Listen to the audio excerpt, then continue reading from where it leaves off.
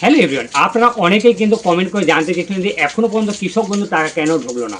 এবার খুশির খবর, আপনারা কিন্তু কৃষক বন্ধু টাকা কিন্তু পেতে চলেছেন। এই টাকা কিন্তু পেতে গেলে আপনাদেরকে একটা কিন্তু ফর্ম ফিল আপ করতে হবে। রাজ্য সরকারের তরফ থেকে আবার কিন্তু জানানো হয়েছে, পুনরায় কিন্তু ভেরিফিকেশন করতে হবে যারা কৃষক বন্ধু টাকা পাচ্ছিলেন।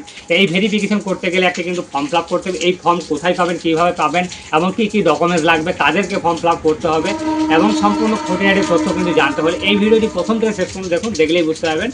আর প্রতিনিয়ত এই ধরনের ভিডিও পাওয়ার জন্য অবশ্যই আমাদের চ্যানেলকে সাবস্ক্রাইব করে দেবেন এবং পাশে থাকা বেল আইকনটি ক্লিক অন করে দিন, যাতে করে এই ধরনের ভিডিও দেখতে সবার প্রথম। তো চলুন মেন ভিডিওতে যাওয়া যাক। সবার প্রথম এখানে বলে রাখি কৃষক বন্ধু ভেরিফিকেশন ফর্ম কি এবং কাদেরকে করতে হবে, কী কী ডকুমেন্টস লাগবে, সম্পূর্ণ খুঁটিনাটি তথ্য কিন্তু এই ভিডিওতে রয়েছে। দেখুন এখানে বলা হয়েছে কৃষক বন্ধু প্রকল্পের নথিভুক্ত উপভোক্তাদের তথ্য পুনরায় যাচাই করে প্রাকৃতিক যোগ্য কৃষকদের শনাক্ত করে এবং অযোগ্য ব্যক্তিদের তালিকা থেকে বাদ দেওয়ার উদ্দেশ্যে পশ্চিমবঙ্গ সরকার ভেরিফিকেশন প্রক্রিয়া শুরু করছে।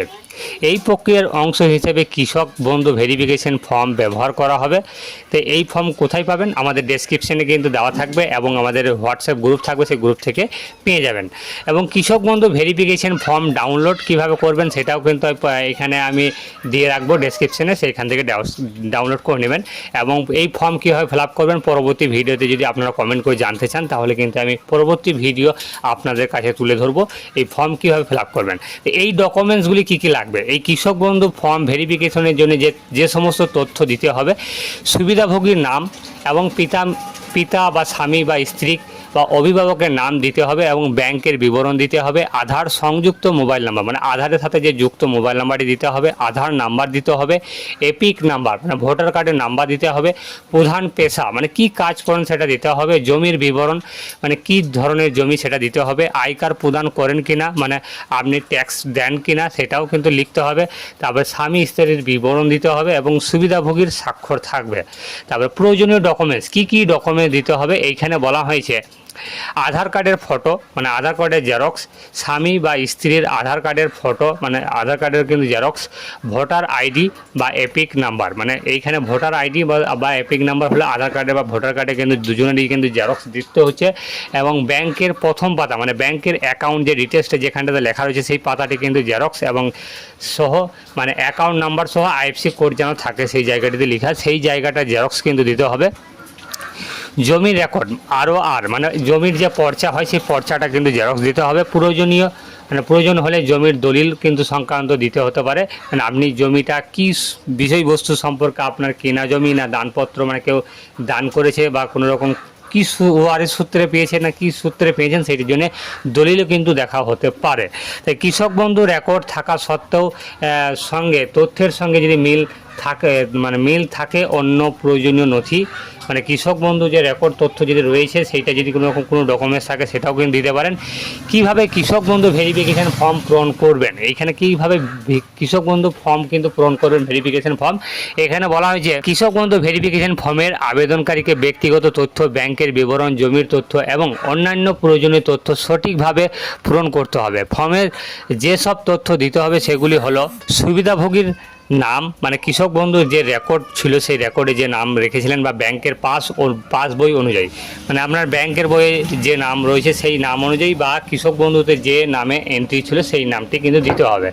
পিতা বা স্বামী বা স্ত্রী বা অভিভাবকের নাম দিতে হবে, সম্পূর্ণ ঠিকানা দিতে হবে, জেলা, ব্লক, গ্রাম পঞ্চায়েত, মৌজা এবং ব্যাংকের নাম এবং আইএফসি কোড এবং ব্যাংকের অ্যাকাউন্ট নাম্বার, আধারযুক্ত মোবাইল নাম্বার, আধার নাম্বার এবং এপিক বা ভোটার কার্ডের আইডি নাম্বার এবং এসএসডি তালিকাভুক্ত কিনা এবং পিএম কিষাণের সুবিধাভোগী কিনা সেটাও কিন্তু সমস্ত কিছু দিতে হবে। প্রধান পেশা মানে আপনি কি কাজ করেন সেটাও দিতে হবে, জেল নাম্বার দিতে হবে, খতিয়ান নাম্বার দিতে হবে, দাগ নাম্বার।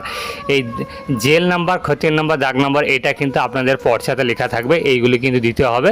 জমির পরিমাণ কতটা সেটাও কিন্তু পর্চাতে লেখা থাকবে, খতিয়ানের তারিখ সেটাও কিন্তু পর্চাতে লেখা থাকবে, সেইগুলি কিন্তু দিতে হবে। জমির দলিলের ধরন মানে আপনি কিভাবে জমিটা কিনেছেন মানে আপনাকে দানপত্র করা হয়েছে না ওয়ারিশ সূত্রে পেয়েছেন না আপনার কি ধরনের, সেটা কিন্তু এখানে লিখতে হবে। এখানে আয়কর প্রদানকারী কিনা সেটাও কিন্তু আপনাকে লিখতে হবে। স্বামী স্ত্রীর বিবরণ কিন্তু দিতে হবে। যদি এই ধরনের স্ত্রী কৃষক বন্ধু টাকা পান তাহলে কিন্তু স্বামীর কিন্তু বিবরণ দিতে হবে। আর যদি স্বামীর বিবরণ স্বামী যদি টাকা পান তাহলে স্ত্রীর কিন্তু বিবরণ কিন্তু দিতে হবে। তাহলে স্বামী স্ত্রীর বিবরণ কিন্তু দিতে হবে। কৃষক বন্ধু প্রকল্প কি? এই কৃষক বন্ধু প্রকল্প পশ্চিমবঙ্গ সরকারের একটি কৃষক কল্যাণমূলক প্রকল্প। এই প্রকল্পের মূল উদ্দেশ্য হলো কৃষকদের চাষের খরচের আর্থিক সহায়তা প্রদান করা এবং কৃষক পরিবারের জন্য সামাজিক সুরক্ষা নিশ্চিত করা। এই প্রকল্পের আওতায় যোগ্য কৃষকদের খরিফ ও রবি এই দুই মরশুমে সমান 2 কিস্তিতে সর্বোচ্চ 10,000 টাকা পর্যন্ত আর্থিক সহায়তা প্রদান করা হয়।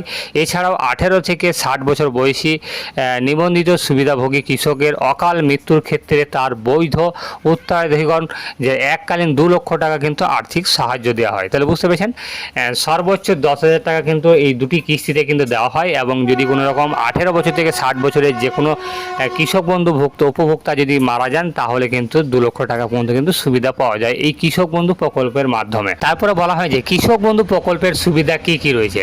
1 একর বা তার বেশি চাষযোগ্য জমি থাকলে বছরে 10,000 টাকা আর্থিক সহায়তা পাওয়া যায়। এইবার 1 একরের কম চাষযোগ্য জমি থাকলে বছরে 4,000 টাকা আর্থিক সহায়তা পাওয়া যায়।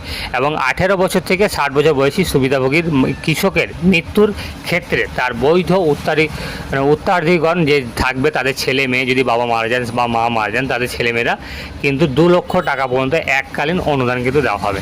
এই কৃষক বন্ধু প্রকল্পের আবেদনের যোগ্যতা কি কি থাকে, মানে কৃষক বন্ধু যদি টাকা বা পেতে গেলে কি কি যোগ্য থাকা দরকার, সেটি হলো আবেদনকারীকে অবশ্যই পশ্চিমবঙ্গের স্থায়ী বাসিন্দা হতে হবে, আবেদনকারীকে একজন যোগ্য কৃষক হতে হবে এবং নিজস্ব চাষযোগ্য জমির মালিক কৃষক অথবা নথিভুক্ত চাষ ভাগ চাষি হতে হবে।